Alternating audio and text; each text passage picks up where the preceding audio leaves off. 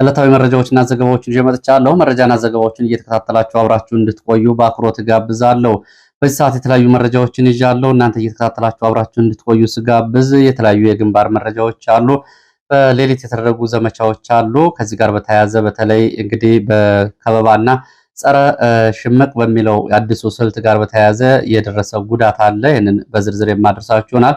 ጉዳቱ እንደ ወትሮ በመከላከያ ላይ ብቻ አይደለም፣ በፋኖ ላይም ጉዳት ደርሷል። የዚህ መነሻው ምክንያት ምንድን ነው የሚለውን በተመለከተ የደረሰኝ መረጃ አደርሳችኋለሁ። ከዚህ ጋር በተያያዘ እንግዲህ በሌሎች አካባቢዎችም ከዚህ ትምህርት ቢወሰድበት በሚል የመረጃ ምንጮቹ ያደረሱኝን ዘገባ ወደ እናንተ የማደርስ ይሆናል። በተለያዩ አካባቢዎች እንደዚሁ ራሳቸውን የሚከላከሉ የአማራ አርሶ አደሮች እንደዚሁ በራሳቸውን እየተከላከሉ ባለበት ሁኔታ ውጊያ ተቀስቅሷል።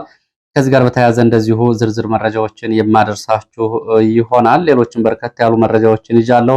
በሆቴል ላይ በደረሰው የቦምብ ፍንዳታ በፖሊስ ኮማንደሮች ላይ ጉዳት ደርሷል። ይህንን ጨምሮ የብልጽግና የጸጥታ ግብረ ኃይል የሚባለው ስብሰባ አድርጎ የተለያዩ አቅጣጫዎችን አስቀምጧል። በነበረው ስብሰባ በተለይ እንግዲህ ከአሰብና ከቀይ ባህር ጉዳይ ጋር በተያያዘ የተለያዩ ትዕዛዞች ተሰጥተዋል።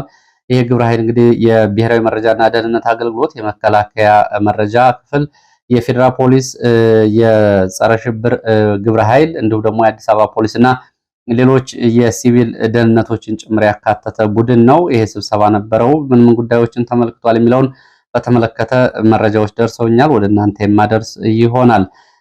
በክልል በፕሬዝዳንቶች እንግዲህ በአሁን የፈላጭ ቆራጭ ከሆኑት የክልል ፕሬዝዳንቶች መካከል ኦቦ ሽመልስ አብዲሳ በተደጋጋሚ ስማቸው ይነሳል። ሽመልስ አብዲሳ አሁን ባለው የኦህዴድ ብልጽግና የፖለቲካ አስተዳደር ብቻ ሳይሆን በሀብትም የናጠጡ ሀብታም ሆነዋል የሚል መረጃ ወጥቷል። ለዚህም እንግዲህ እስከ ጭንቅላታቸው ድረስ በሙስና ተዘፍቀዋል የሚል መረጃም ወጥቷል። በአዲስ አበባ፣ በደብረ ዘይት፣ በአምቦና በተለያዩ አካባቢዎች ግዙፍ ፋብሪካዎችንና ሞሎችን እየገነቡ ነው የሚለው መረጃን በተመለከተ እንደዚሁ በዝርዝር የማድረሳችሁ ይሆናል። እየተከታተላችሁ አብራችሁን ቆዩ። እናንተ ሐሳብ አስተያየት ቢኖራችሁ ጥቆማ@gmail.com ላይ ሐሳብ አስተያየቶችን ልታደርሱ ትችላላችሁ። ከዛ ባሻገር ደግሞ እንደዚሁ በሌሎች ማህበራዊ ሚዲያ ገጾችም ሐሳብ አስተያየቶችን ልታደርሱ ትችላላችሁ። ቴሌግራም፣ ዋትስአፕ፣ ሜሴንጀር እንደዚሁ በተለይ የአፍሪካ ቀንድም ፖለቲካ የሀገር ውስጥ የኃይልና የፖለቲካ አስተላለፍን በተመለከተ ረጅም ጽሁፎችንም ሐሳቦችንም አጋርታችሁኛል። በእጅጉ አመሰግናለሁ። በአዲስ አበባም እንደዚሁ የተለይ የነጋዴዎች ላይ ያለውን ማዋከብና አዲስ የነጋዴና የኢኮኖሚ ስርዓት ለመትከል የሚደረገው ጥድፊያን በተመለከተም እንደዚሁ በርካታ ቅሬታዎችና ቤታዎች እየመጡ ነው የሚገኙት። እነሱንም ጨምሬ በሌላ ሰዓት የመለስባቸው ይሆናል። በዚህ ሰዓት ግን ያስኳቸውን መረጃዎች ላስቀድም። አርሲ እየተፈጸመ ያለው በኦርቶዶክስ እምነት ተከታዮች ላይ ያነጣጠረውን ጥቃት ተከትሎ የተለያዩ የፖለቲካ ድርጅቶች እንዲሁም ደግሞ የሃይማኖት ተቋማት መግለጫዎችን እያወጡ ነው የሚገኙት። የኢትዮጵያ እስልምና ጉዳዮች ምክር ቤት መግለጫ አውጥቶ ድርጊቱን እንደሚያወግዝ ገልጿል። ከዛ ባሻገር የአማራ ፋኖ ህዝባዊ ድርጅት ጉዳዩን በተመለከተ ከዘር ጭፍጨፋ ጋር ቃል በቃል ጄኖሳይድ ከሚለው ጋር በማያያዝ ጉዳዩ ዓለም አቀፍ ትኩረት የሚሻ ጉዳይ ነው በሚል መግለጫ አውጥተዋል። እንዲሁም ደግሞ 5 ፓርቲዎች በአንድ ላይ በመሆን በጋራ ያቋቋሙት ትብብር ለኢትዮጵያ አንድነትን በዚህ ጉዳይ ላይ መግለጫ ሰጥቷል።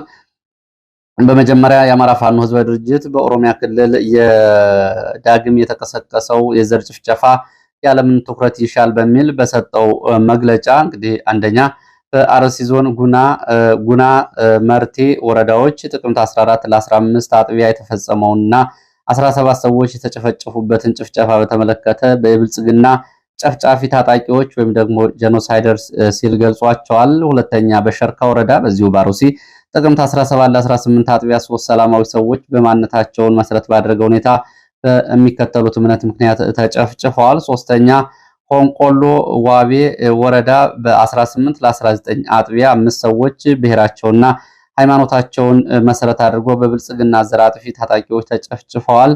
በኦሮሚያ ክልል እንዲህ አይነት ጥቃቶች ላለፉት 7 ዓመታት በመንግስት መዋቅር እንደሚደረጉ ተረጋግጧል ያለው የድርጅቱ መግለጫ ይሄንን በተመለከተ ገለልተኛ ዓለም አቀፍ ምርመራ ሊደረግ ይገባል። ሰሞኑን በኦሮሚያ ክልል የምዕራብ ሸዋ ዞን የኖኖ ወረዳ አንድ አስተዳዳሪ የመከላከያ አመራሮች ባሉበት ያስተላለፉት የዘር ጭፍጨፋ ዛቻና ጥሪ ለዚህ እየተፈጸመ ላለው ማሳያ መሆኑን ገልጿል። እንግዲህ የሰውየውን ሙሉ ንግግር ብዙዎቻችሁ ሰምታችሁታል። በዚህም በድርጅቱ ውስጥም ተካቷል። የዚህ ወረዳ አስተዳዳሪ ነው ወረዳ አስተዳዳሪ ባለፈው እንግዲህ ለወጣቶቹን በመሰብሰብ ግልጽ የሆነ የዘር ጭፍጨፋ ነው ያቀረበው። ይሄ ጉዳይ በወቅቱ መነጋገሪያ ሆኖ ነበረ። ብዙዎቹ እንግዲህ በተለይ ክላሽ ግዙ፣ ክላሽ ገዝታችሁ ታጠቁ፣ እነዚህንን በጥላቻ ብቻ ሳይሆን በተግባር ማሳየት አለብን የሚለው አስደንጋጭ ጥሪው የብዙዎቹ ጉዳይ መነጋገሪያ ነበር። ንግግሩ ከኦሮሞኛ ወደ አማርኛ ከተመለሰ በኋላ ብዙዎቹ ሲቀባበሉት ነበር። አፋድም ይህንን ሙሉን በዚህ ውስጥ አካቶ ነው መግለጫ የሰጠው። በአጠቃላይ እንግዲህ በዚህ ምክንያት በሚሊዮን የሚቆጠር ሰው ሕይወት አሁን አደጋ ላይ ወድቋል። በባለስልጣናቱ ቅስቀሳ መላው ዓለም ጉዳዩን እንዲከታተለው ጥሪ እናቀርባለን። የኦሮሞ ሕዝብም ድርጊቱን የኦሮሞ ወንድም ሕዝብ ድርጊቱን እንዲኮንነውም እንደዚሁ ጥሪ አቅርቧል። ሌላው ይህንን በመተቸት እንዲሁም ደግሞ በማውገዝ መግለጫ ካወጡት መካከል ትብብር ለኢትዮጵያ አንድነት፣ የመላው ኢትዮጵያ አንድነት ድርጅት፣ እናት ፓርቲ፣ ኢህአፓና የአማራ ጊዮናዊ ንቅናቄና የአንድ ኢትዮጵያ ፓርቲዎች በጋራ የመሰረቱት ትብብር ነው። ይሄ ደግሞ ጉዳዩን በተመለከተ ከአሁን በፊት በኦሮሚያ ክልል ምስራቅ አርሲ ዞን በተለያዩ ወረዳዎች የተፈጸሙ ጭፍጨፋዎችን ሲያወግዝ መቆየቱን እና አካባቢው የእልቂት ምድር መሆኑን በተደጋጋሚ ገልጸናል ነው የሚለው ትብብሩ። ሆኖም ሰሚ ጆሮ አለማግኘቱን ጉዳዩ እንዲባባስና እንዲቀጥል አድርጎታል። ጥቃቱ ከዘልማድ ወጥቶ ቀጠናው የሽብር ድርጊት ስለመሆኑም እንደዚሁ ትብብሩ አሳይቷል።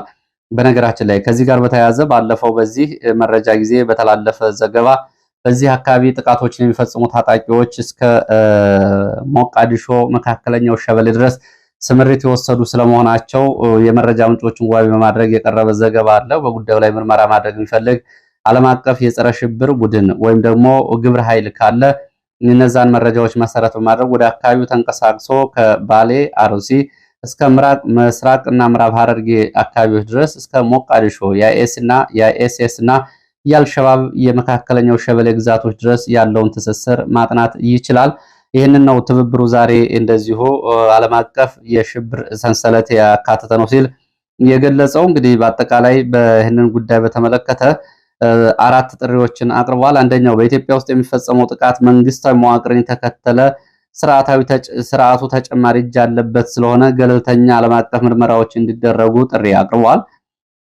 ሁለተኛው የአካባቢው ነዋሪዎች መንግስታዊ መዋቅሩ ይጠብቀናል ከሚል ፍጹም መዘናጋት ወጥተው ራሳቸውን የመከላከል ተፈጥሯዊ እና ራሳቸውን ከጭፍጨፋ የማዳን ራሳቸውን የመጠበቅ ኃላፊነት እንዲወጡ ጥሪ አቅርቧል።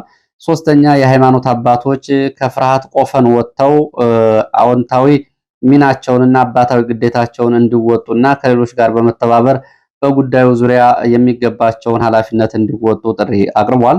አራተኛ መንግስታዊ መዋቅር ሆነው ከፊትም ከመጋረጃ ጀርባ ሆነው ይህንን እልቂት የሚፈጽሙና ይህንን እልቂት የሚጠምቁ ባለስልጣናት፣ የጸጥታ ኃይል አባላት እንዲሁም ደግሞ በደሃ ህዝብ የተቋቋሙ ሚዲያዎች ጉዳዩን ባላየ የሚያልፉ ይህን ጭፍጨፋ እንዳልተፈጸመ እያዩ ያለፉ በሙሉ በአስቸኳይ ኃላፊነታቸውን እንዲወጡና ይህንን ተግባር እንዲያወግዙ በሚገባቸው ልክ እንዲንቀሳቀሱ ጥሪ ቀርቧል። ወደ ሌሎች መረጃዎች ሲሄድ ወደ ችሎት መረጃዎች ነው የሚሄደው። ወደ ችሎት መረጃዎች ሲሄድ እነ ቴዎድሮስ ጣምራይ ፍርድ ቤት ቀርበዋል። 23 ተከሳሾች የሚገኙበት የክስ መዝገብ በቴዎድሮስ ጣምራይ ይጠራል።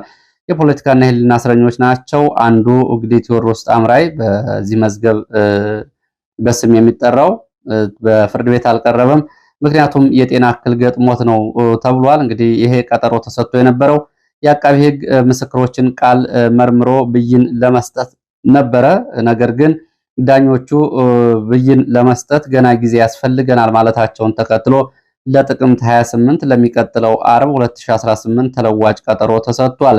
ሌላው ሁለተኛ እነላቀው ሀብቱ እንደዚሁ ፍርድ ቤት ቀርበው ነበር። ተከሳሾቹ ታላቅና ታናሽ ወንድሞች ጨምሮ 12 ተከሳሾች የሚገኙበት ነው። በዚህ እንግዲህ አቃቢ ህግ በ9 ተከሳሾች ላይ ተጨማሪ ክስ አቀርባለሁ ብሎ የተሰጠው ቀጠሮ ቢሆንም አቃቢ ህግ አስቂኝ የሆነ ምላሽ ነው ለችሎቱ የሰጠው። ወረቀቱ ጠፍቶኛል ነው ያለው። ወረቀቱ ስለጠፋኝ ፈልጌ እስካገኝ ድረስ ለህዳር 1 2018 ተለዋጭ ቀጠሮ ይሰጠኝ ብሎ በጠየቀው መሰረት ተለዋጭ ቀጠሮ ተሰጥቷል። ቀደም ብሎ ለተከሳሾቹ ደርሶ የነበረው ክስም አልተነበበም። ምክንያቱም ሌላ ተጨማሪ ክስ አለ በሚልና ይሄ ክስ በፍርድ ቤት ውድቅ ይደረግብኛል የሚል ስጋት ስላለው አቃቤ ሕግ እንደዚህ አይነት ምክንያቶችን እየፈጠረ ነው። ሌላው የእጅጋየሁ መንግስቱ ከዚህ በፊት እንግዲህ ለበርካታ ወራት ታስራ ጉዳዩን በውጭ ሆና እንድትከታተል በ10 ሺህ ብር ዋስትና ተለቃ ነበር። ትላንትና ጥቅምት 21 የዋለው የልደታ ከፍተኛ ፍርድ ቤት አሁንም በነፃ አሰናብቷታል። ይሄ ነው ያለው። ከዛ ባሻገር ዮሐንስ ቦያለው፣ ክርስቲያን ታደለ፣ ጋዜጠኛ አባይ ዘውዱን ጨምሮ በቅሊንጦ እስር ቤት እነ መርጌታ በላይ አዳሙ እየደረሰባቸው ያለውን ግፍና ሰቆቃ በተመለከተ ለችሎቱ በጽሁፍም በቃልም የደረሰባቸውን ግፍና በደል በተለይ ኢንስፔክተር ሰንበቶ ተብሎ የሚጠራው አዲሱ የኦህዴድ ማረሚያ ቤት ጥበቃ ኃላፊ በተናጠል ማንነትን ተኮር ባደረገ ሁኔታ የሚያደርስባቸውን ግፍና ሰቆቃዎች እንዲሁም ደግሞ ማሸማቀቅና ጥላቻዎችን በተመለከተ ለፍርድ ቤቱ በዝርዝር አቅርበዋል። እንግዲህ ከሕክምና ጀምሮ በመከልከል ህይወታቸው አደጋ ላይ እንዲወድቅ እያደረገ መሆኑን ለፍርድ ቤቱ አስረድተዋል። የተለያዩ ንግግሮችን አድርገዋል። ወደ ሌሎች መረጃዎች ሲሄድ የብልጽግና የጸጥታ ግብረ ኃይል ስብሰባ አድርጎ ነበር የሚል መረጃ ነው ያለው።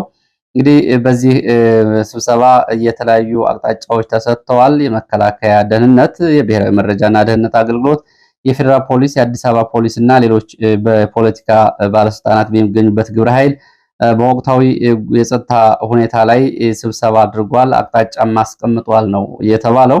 እንግዲህ ይህንን በተመለከተ ጠቅላይ ሚኒስትራችን የያዙትን አቋም የህልውና ጥያቄዎቻችን፣ የቀይ ባህር ጉዳዮቻችን በተጻራሪ ሐሳብ ቁመው የሚያጣጥሉ ካሉ የባዕዳ ተላላኪ ስለሆኑ የማያወላዳ እርምጃ ሊወሰድባቸው ይገባል የሚል እንግዲህ አቋም እና አቅጣጫ ነው የተሰጠው። ለዚህም ፌዴራል ፖሊስ እንግዲህ ግብረ ኃይል እንዲያሰማራና ግብረ ኃይል ተቋቁሞ ወደ ስራ እንዲገባ አቅጣጫ ተሰጥቷል። አዲስ አበባ ውስጥ የህወሓት የሻዕቢያ እንዲሁም ደግሞ ሌሎች የዚህ ጸርና ተጻራሪ የሆኑ ኃይሎች አሉ።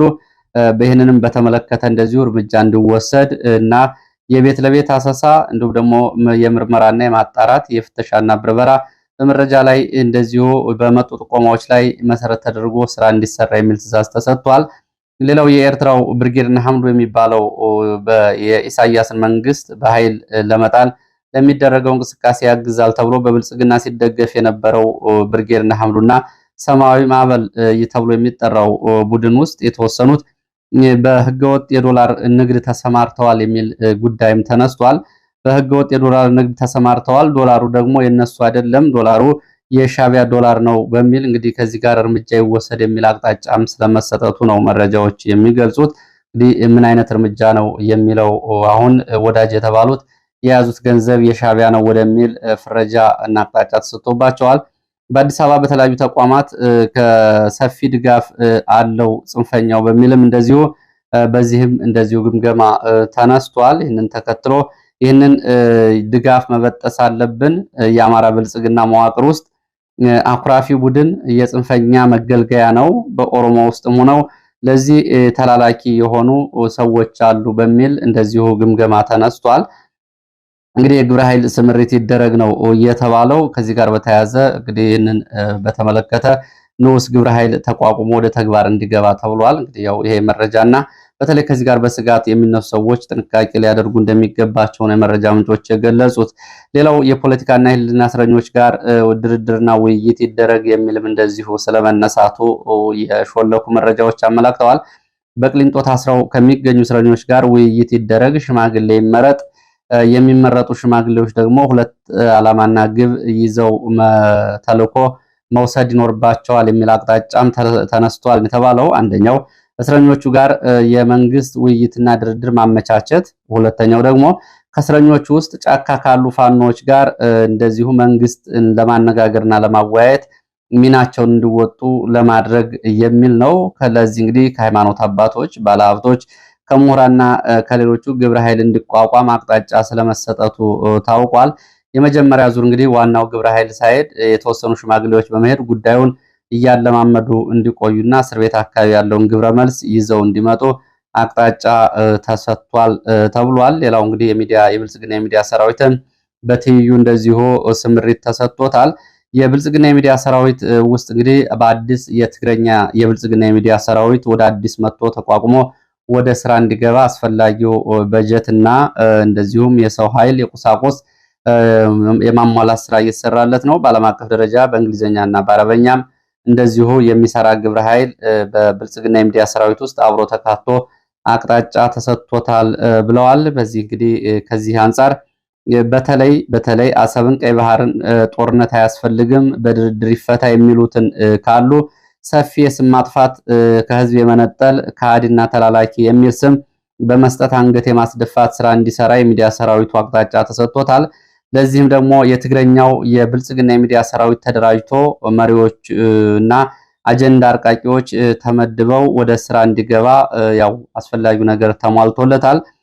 የአማርኛና በኦሮሞኛ በሌሎች ቋንቋዎች ያለው የሚዲያ ሰራዊትም ቁጥሩ እንዲጨምርና የብልጽግና መዋቅር ጭምር በዚህ ላይ የዘመቻዎችን እንዲያደርግና እንዲሳተፍ እንደዚሁ ትዕዛዝ ተሰጥቷል።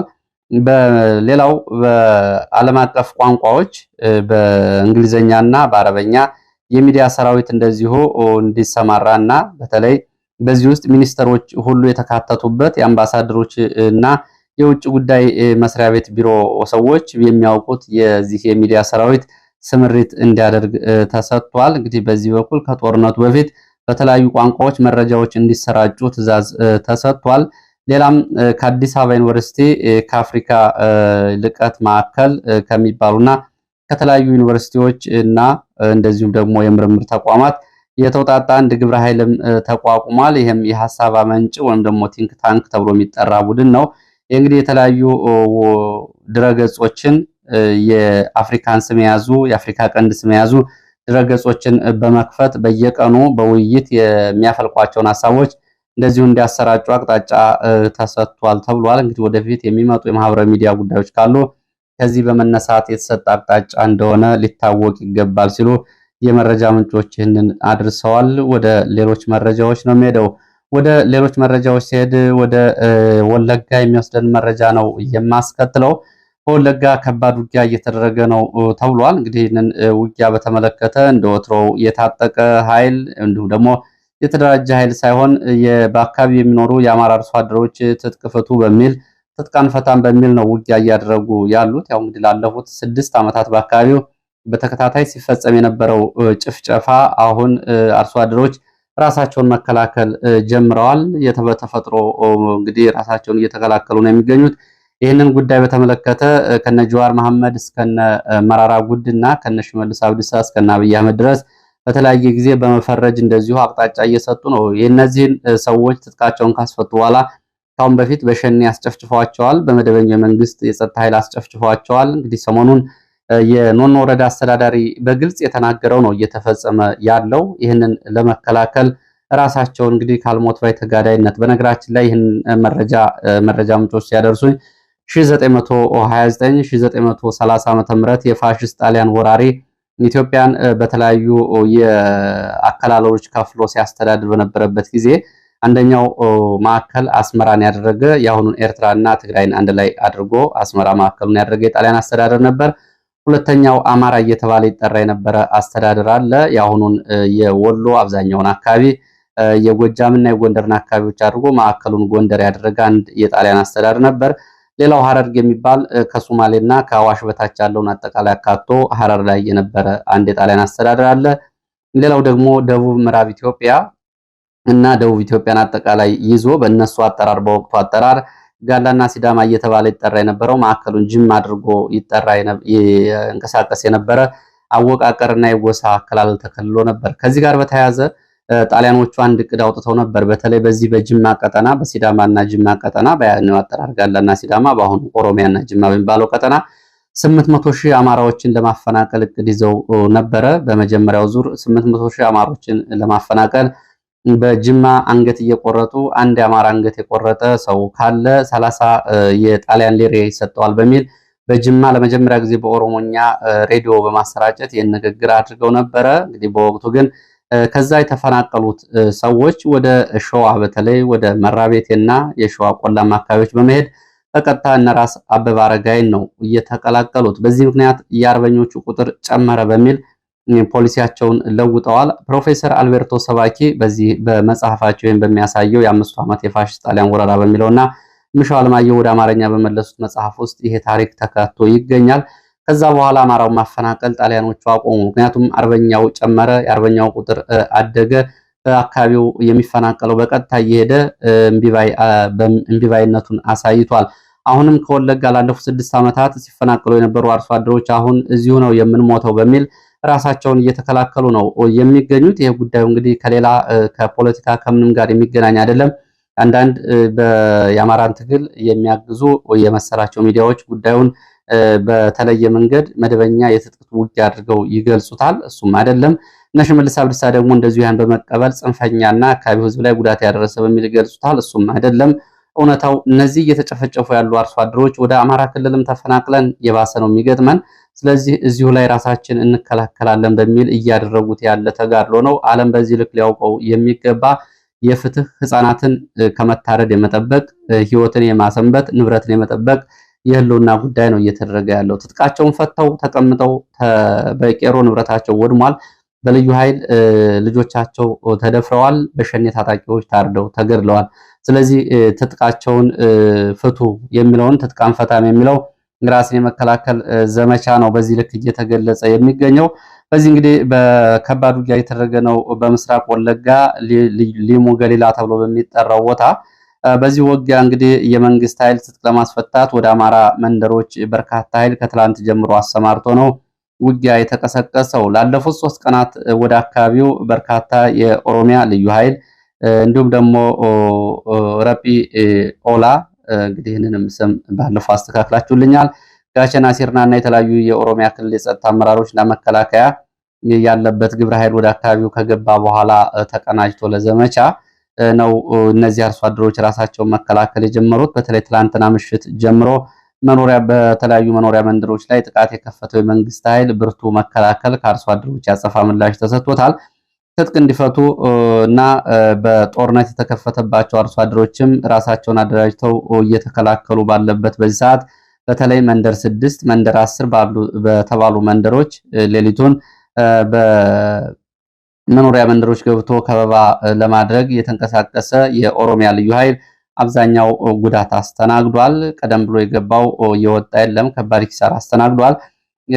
በቦታው ከቤኒሻንጉል ከማሽ ዞን ጋር የሚዋሰን በመሆኑ እዚህ አካባቢም አንድ መረጃ በደንብ እንድታደምጡት የምፈልገው ከከማሽ ዞን ጋር የሚገናኝ ቦታ በመሆኑ ከዚህ በፊት የኦሮሚያ ልዩ ኃይል እና ሸኔ የአካባቢውን የጉምዝ ተወላጆችን አፈናቅለው ነበር። አሁን የጉምዝ ነዋሪዎች የአማራ ገበሬዎች ራሳቸውን መከላከል ሲያደርጉ አብረው መጥተው እነሱም ከሁን በፊት በዚህ አካባቢ ተፈናቅለው ንብረታቸው ተወርሶ ነበረ። አሁን እሱን ለማስመለስ እነሱም አብረው በዚህ ቦታ ተሰልፈዋል። እንግዲህ ይህ ቦታ ከዚህ በፊት በአማራዎች ላይ የተፈጸመ ጭፍጨፋ የአማራ የደም ምድር እየተባለ የሚጠራ ነው። ይህን ጭፍጨፋ የተመለከቱ አርሶ አደሮች እንግዲህ ትጥቅ አንፈታም በሚል የሚያደርጉት እና የህልውና ነው የወደፊት የሚመጣባቸውን መከራ በደንብ ስለሚያውቁ እነዚህ አርሶ አደሮች ራሳቸውን እየተከላከሉ ይገኛሉ። እንግዲህ እስካሁን ባለው በሌሊቱ ጀምሮ ባለው ውጊያ የኦሮሚያ ልዩ ኃይል የዘመቻ አዛዥ እንደዚሁ በዚህ ወለጋ መንደር 10 አካባቢ በገበሬዎች ስለመማረካቸው የሚገልጽ መረጃ አለ። ሌሎችም እንደዚሁ ዝርዝር ጉዳቶች አሉ። ከ2011 ጀምሮ በአካባቢው መጠነ ሰፊ ጭፍጨፋ ተፈጽሞ ነበረ። በርካቶች ተገድለዋል፣ በርካቶች ተሰደው ነበር። አሁን ይህንን ላለመድገም ነው እየተዋጉ ያሉት። ሌላው በዚህ አካባቢ ሌላ አብሮ የወጣው መረጃ ከማሸ ዞን ከሊሙ ገሊላ ወረዳ መንደር 10 ጋር የሚያዋስነው ቦታ አለ። ይሄ ቦታ ከፍተኛ የወርቅ ክምችት ያለበት ቦታ ነው ይላሉ የመረጃ ምንጮቹ። በተለይ ልዩ ቦታው ይሄ የወርቅ ክምችት ያለበት ቦታ አርቁምቢ ተብሎ የሚጠራ ቦታ ነው። በዚህ ቀበሌ ላይ የነበሩ የጉምዝ ነዋሪዎች ተጨፍጭፈዋል። አንድ በሸኔ አንድ ደግሞ በነሽመልስ አካባቢውን ለቀው ሂደዋል። የወርቅ ማዕድን ቦታውን አሁን የኦሮሚያ ክልል ተቆጣጥሮ ነው የሚገኘው። ይህንን የወርቅ ምድር ወደ ኦሮሚያ ክልል ከከማሸ ዞን ለማካለል በሚል በርካታ ጉምዞች ተጨፍጭፈዋል፣ ተፈናቅለዋል። ይህን እንግዲህ በዚህ ሁኔታ ተመሳሳይ ጣፈንታ ካላቸው የአማራ ገበሬዎች ጎን ተሰልፈው የነሽመልስን ኃይል የጉምዝ ታጣቂዎች እየመከቱ ያሉበትም ሁኔታ የተፈጠረው አንዱ ተጨማሪ ገፊ ምክንያት ይሄ ነው ተብሏል። እንግዲህ እዛ አካባቢ ያለው ሁኔታ እየተከታተሉ ተጨማሪ መረጃዎች ካሉ የማደርሳችሁ ይሆናል። ወደ ደቡብ ጎንደር ስንሄድ ደቡብ ጎንደር እስቴ ወረዳ መካነ ኢየሱስ ከተማ ታረቀ የመታሰቢያ ሆቴል ላይ የቦምብ ፍንዳታ ደርሷል። በደረሰው የቦምብ ፍንዳታ ጉዳት ደርሷል። በቦምብ ፍንዳታው ሁለት የፖሊስ አዛዦች ላይ ያነጣጠረ እንደነበርና በእነሱ ላይ ጉዳት መድረሱን ነው። የቀድሞው የወረዳው የፖሊስ አዛዥ ኮማንደር በለጠና የአሁኑ የፖሊስ አዛዥ ባህሩ አዳነ አጃቢዎችና ሾፌሮቻቸውን ጨምረው እነሱ ቆስለኛ ሆነው ሆስፒታል ገብተዋል። የጉዳቱ መጠን ከባድ ይሁን ቀላል ግን የታወቀ ነገር የለም ብለዋል የመረጃ ምንጮቹ። የቦምብ ፍንዳታው የደረሰው ጥቅምት 21 2018 ከሰዓት በኋላ እንደሆነ ከአካባቢው የወጡ መረጃዎች ያሳያሉ።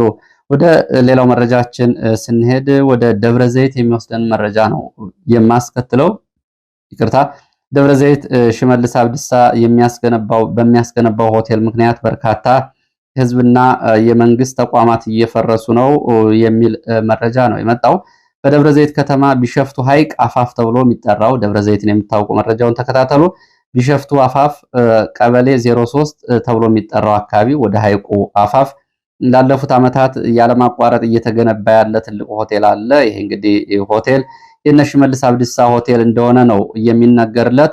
ሆቴሉ ሪዞርትና ሆቴልን የተለያዩ ቅንጡ ቦታዎችን ያሟላ እንደሆነ ነው የሚነገረው። እንግዲህ ይህንን ለመገንባት ላለፉት 3 ዓመታት በርካታ የህዝብ መዝናኛ ቦታዎች፣ መኖሪያ ቤቶች፣ ቤተ መጻሕፍት፣ መዋኛ ስፍራዎችን ጨምሮ በሙሉ ተወስደዋል። ያለ ካሳ ነዋሪዎቹ ተፈናቅለው ተበትነዋል። ሆቴሉ የሽመልስ አብዲሳ ነው የሚሉት የመረጃ ምንጮች ከዚህ በፊትም ሽመልስ አብዲሳ በተለያዩ ዘርፎች እንደዚሁ ገንዘብ እያካበተ እንደሆነ የመረጃ ምንጮቹ ገልጸዋል። ለምሳሌ አዲስ አበባ ትልቅ ሞል እያስገነባ ነው። በባለቤቱ ወንድምና በራሱ ወንድሞች ኬኛ ቢራ ላይ ትልቅ ድርሻ አለው። ዱከምና ሞጆ ከቻይና ባለሀብቶች ጋር 3 ግዙፍ ፋብሪካዎችን እየገነባ ነው። እንደዚሁም ደግሞ ከወርቅ ማዕድናት ጋር በተያያዘ 2 ቦታዎች ላይ የሽመልስ አብዲሳ ስም ይነሳል የሚሉት የመረጃ ምንጮች በዚህ ጋር በተያያዘ ሽመልስ አብዲሳ አይን ያወጣ ሙሰኛ ነው። አብይ አህመድ ብቻ ነው የሚፈራው። አብይ አህመድ ደግሞ የሽመልስን ሙስና ውስጥ መዘፈቅ ይፈልገዋል። ከዚህ በፊት በሙስና መዘፈቁ ለአብይ አህመድ ዝርዝር መረጃ ከደረሰው በኋላ ይህን እንደ ጥሩ አጋጣሚ ተጠቅሞበታል።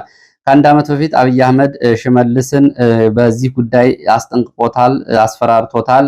የምታደርገውን የማናውቅ እንዳይመስል ብሎታል ነው የሚሉት የመረጃ ምንጮቹ። የሆነው ደግሞ በወቅቱ አብይ አህመድ ሊያስበላን ይችላል በሚል ሽመልስ አብዲሳ ከተወሰኑ የኦሮሞ የጦር ጀነራሎች ጋር ጠቅላይ ሚኒስትር አብይ አህመድን አምቷል ወይም ደግሞ እንግዲህ ሐሜት ውስጥ ተሳትፏል መባሉን ተከትሎ አብይ አህመድ ጠርቶ የምታደርገውን የማናውቅ እንዳይመስል የሚል ማስፈራሪያ ሰጥቷል።